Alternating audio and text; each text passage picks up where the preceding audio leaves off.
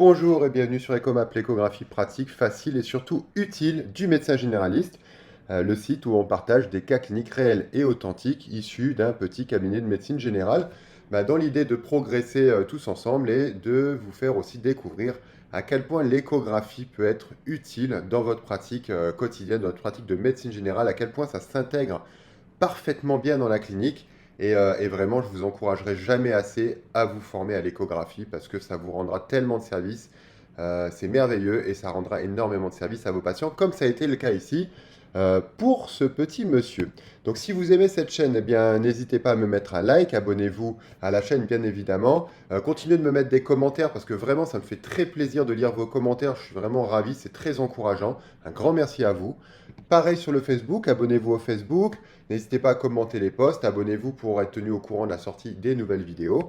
Et puis au moment où je fais cette vidéo, la formation d'initiation à l'échographie est toujours offerte.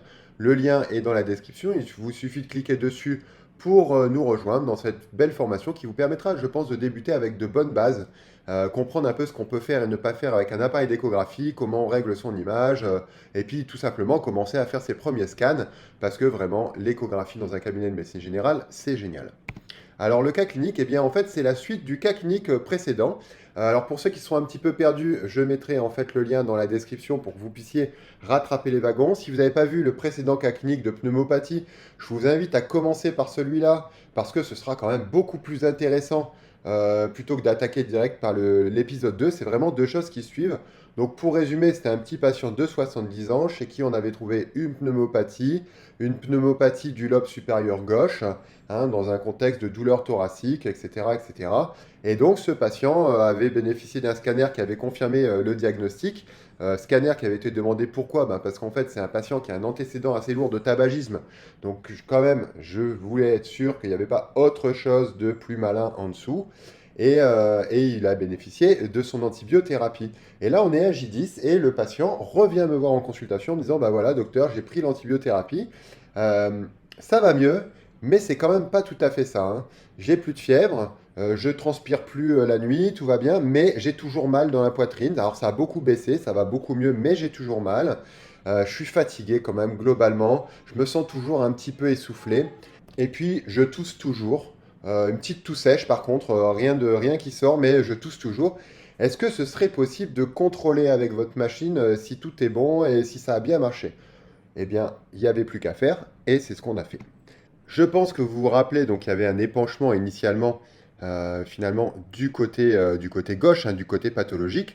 Donc là, on va commencer par le cul-de-sac droit, juste pour se remettre un petit peu à l'idée ce que c'est qu'un cul-de-sac normal. Donc vous voyez ici le signe du rideau, qui est en fait cette plèvre qui se déplace par rapport ici au double rail du diaphragme. Vous voyez qu'entre la plèvre et le diaphragme, eh bien, il n'y a pas de liquide, on n'a pas de triangle noir.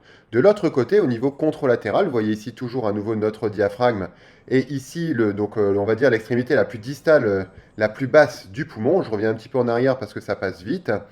Donc on voit au niveau de la partie la plus basse du poumon, eh bien qu'on a entre la zone finalement aérique et le diaphragme, eh bien on a ce triangle noir tout à fait caractéristique qui est le signe d'un épanchement, un épanchement minime ici, dans le cul-de-sac pleural à gauche. Donc l'épanchement a beaucoup réduit, mais en tout cas il est toujours un tout petit peu présent.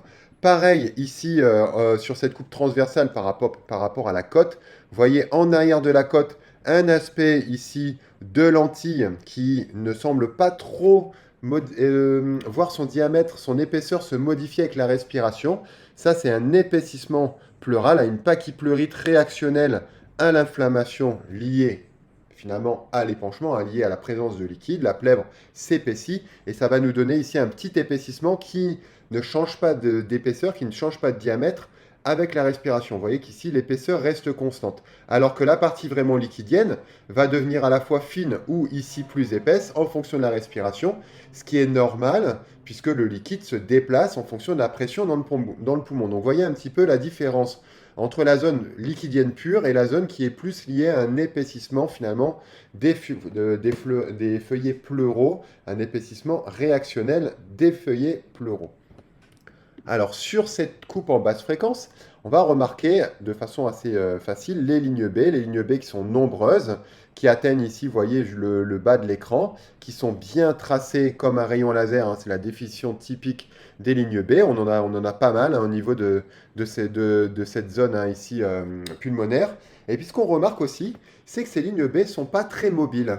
Hein. Vous voyez que finalement, elles basculent pas trop de la droite à la gauche. Elles effacent quand même, notamment ici, les lignes A. On repère quelques lignes A à ce niveau, mais elles bougent assez peu. Alors ça, c'est fréquent dans les pneumopathies, puisque dans les pneumopathies, on va avoir à nouveau une réaction pleurale avec finalement un accolement des deux feuillets pleuraux, et cet accolement des feuillets pleuraux va gêner le glissement, et comme qui dit plus de glissement, dit pas de déplacement non plus des lignes B de droite à la gauche.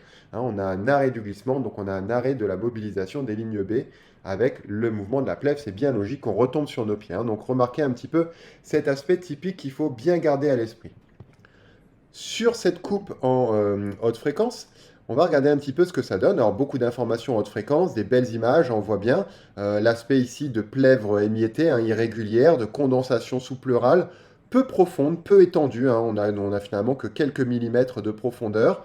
On garde en arrière, vous voyez, les lignes B, nettement moins visibles en haute fréquence qu'en basse fréquence. C'est normal, hein. On voit mal, je trouve, les lignes B en haute fréquence, mais par contre, on voit très bien la plèvre et on arrive très bien à repérer les zones de condensation sous-pleurale, comme c'est le cas ici. Hein. Magnifique shred sign. Donc, effectivement, quand même, toujours des signes de pneumopathie. Alors, si on compare maintenant le avant et le après. Donc, initialement, on avait une image qui ressemblait à ça, vous voyez, quand même, avec une zone de condensation, un syndrome alvéolo-interstitiel assez profond, assez diffus, alors qu'ici, il est nettement moins profond et nettement moins large aussi. Donc, on peut comparer. Alors, il y a des appareils qui permettent de rappeler les anciennes images et de les comparer en mode dual aux nouvelles images. C'est hyper pratique, hein. On peut avoir une image de référence et comparer sur une nouvelle image qu'on est en train de faire le suivi au niveau du patient. Alors vous allez me dire, oui, mais le retard radioclinique dans tout ça. Alors le retard radioclinique, il faut savoir qu'en échographie, il n'y en a pas, hein, où il est vraiment négligeable, minime, contrairement à la radiographie. Donc ce que vous voyez en live sous votre sonde, c'est ce qui se passe réellement à l'instant T dans votre patient. Donc ça, c'est hyper pratique. Ça évite, par exemple, comme avec la radio, de faire une radio initiale qui ne voit rien parce qu'elle a un retard radioclinique de 48 heures à 72 heures, parfois plus, par exemple, pour les fractures. Eh bien, l'échographie, c'est instantané, c'est immédiat. Donc, encore une raison de se mettre à l'échographie pulmonaire. C'est vraiment très pratique et très utile au quotidien. Donc, ici, on peut dire qu'on a quand même une amélioration qui est clairement visible hein, par rapport aux anciennes planches échographiques, mais qui reste malgré tout incomplète. Sur cet autre comparatif, pareil, on voit très très bien la différence ici avec cet aspect triangulaire typique du syndrome, hein, de la pneumopathie du syndrome alvéolo-interstitiel, qui n'est plus présent ici. On remarque encore deux petites zones ici de consolidation sous-pleurale, et bien sûr tout de même quand même cette interruption pleurale au moins à deux ou trois endroits, hein, cette plèvre émiettée.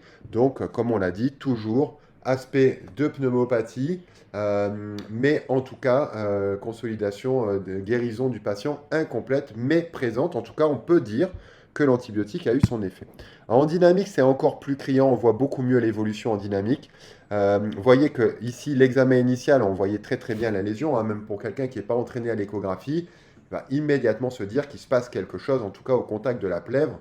On a une anomalie ici au niveau du poumon, ça c'est sûr et certain. Puis après, quand on connaît bien, on voit tout le cortège ici de la condensation sous-pleurale.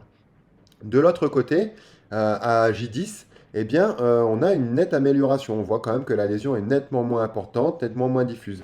Remarquez par contre que le glissement pleural est beaucoup moins important également. On voit très très peu bouger la lésion, hein, contrairement à tout à l'heure où on voyait vraiment qu'avec la respiration, elle se déplaçait de droite à gauche. Ici, on a quand même une inflammation des feuillets pleuraux qui a quand même généré vraisemblablement une fusion hein, moins localisée de ces feuillets pleuraux, d'où l'absence de glissement. Hein, je vous remets un petit peu la vidéo, que vous voyez bien la différence en termes de glissement pleural. Vous voyez à quel point la lésion est très mobile, hein, elle est même difficile à fixer avec la sonde d'échographie. Elle bouge, hein, cette lésion, contrairement ici à cette coupe où la lésion est quasi immobile. Je pense que vous avez bien bien saisi la différence. Alors ce patient, du coup, a été très content de voir ces planches échographiques et je vous encourage à faire ça parce que l'échographie, c'est un super moyen de communiquer avec le patient.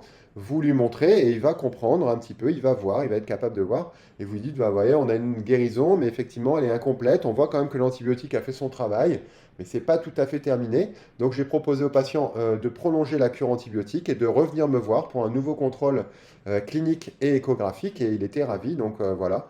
On va continuer le travail avec ce patient. Allez, si cette vidéo vous a plu, j'espère que je n'ai pas été trop long, mettez-moi un like, abonnez-vous à la chaîne. Pareil sur le Facebook. Et puis, je vous invite vraiment, vraiment à faire cette formation d'initiation à l'échographie. Vous verrez que c'est passionnant. Et puis, encore plus à vous former à l'échographie pulmonaire parce que c'est hyper utile pour un cabinet de médecine générale. Et vous verrez que ça fera partie des échographies que vraiment vous ferez le plus. Allez, je vous dis à très bientôt sur Ecomap. Bye bye.